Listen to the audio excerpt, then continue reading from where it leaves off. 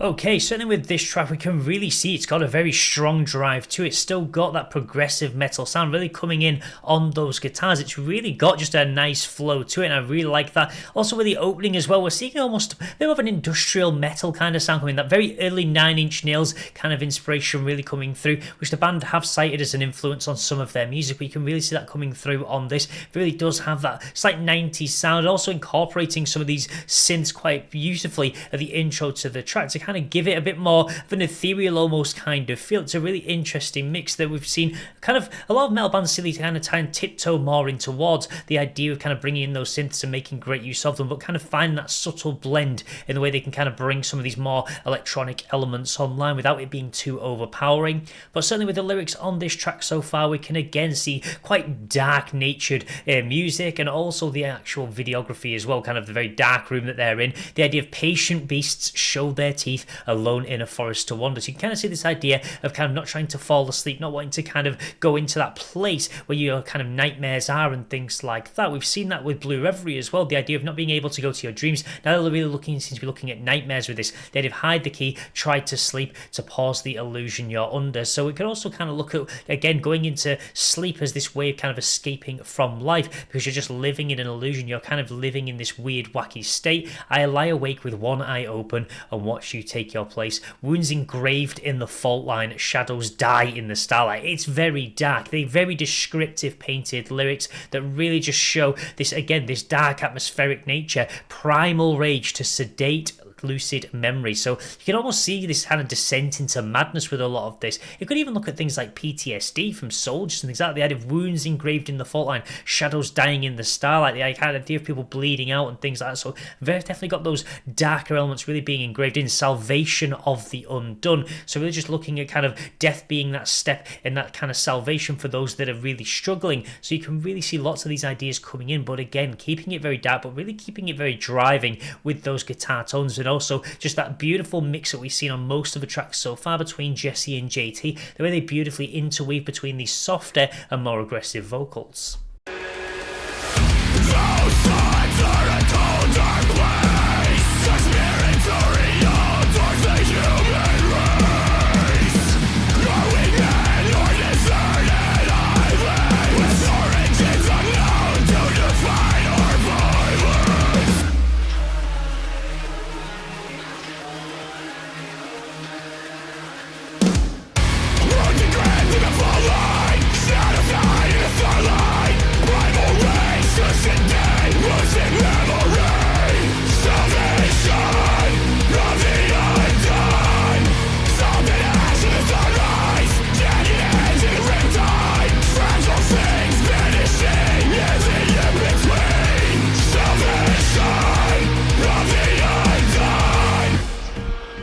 And we can see more of these lyrics really coming through that really kind of paint this picture of desolation. Salt and ash in the sunrise. You've got the sun coming up and you've got this very desolate wasteland of this salt and ash. Jagged edge in the riptide. Again, these very descriptive lyrics are really helping to paint that picture. It's not just a soft edge, it's jagged, it's broken, it's damaged, it's cracked, things like that. The idea of fragile things vanishing in the in-between. So we're looking at humanity and kind of that gap that we're effectively creating. Again, this salvation of the undone, kind of being in this lucid state between life and death, and we've seen that really be explored, especially on songs such as Blue Reverie. Again, that kind of state between kind of life and death, or kind of sleep and your dreams, sleep and nightmares, things like that. So, and we also saw it with some of the other tracks, all the idea of kind of slowly being eaten away. So I love the way they're kind of exploring that, just that continued digression effectively of society as a whole, or humanity, looking at the idea of, are we men or deserted islands? Are we kind of lost on this island without a boat, without a paddle, with no route to go or no way of being saved? So I like the way they're just bringing in some of these ideas with origins unknown to define our violence, the fact that we're very primal almost, and it's kind of in our nature to be quite destructive. So you can really see lots of these lyrics really revolving on this overall idea without pointing fingers at one kind of specific idea,